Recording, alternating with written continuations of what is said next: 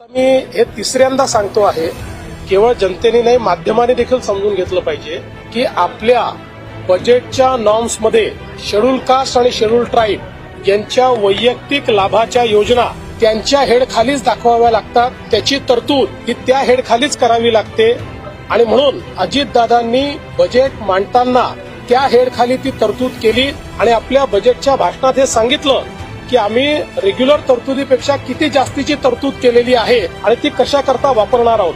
आपण निधी वळवला किंवा म्हणतो दुसऱ्या कामाकरता एखादा निधी ठेवला असेल आणि तो तिसऱ्या कामावर जर खर्च केला तर त्याला वळवलं म्हणतो.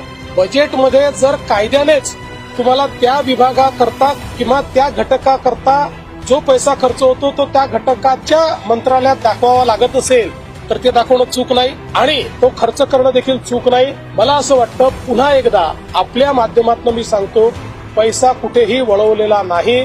त्या विभागातच तो पैसा दाखवणं हे बजेटचं कंपल्शन आहे. त्याप्रमाणे त्या बजेटमध्ये दाखवलेलं आहे आणि त्यातनं तो खर्च केलेला आहे.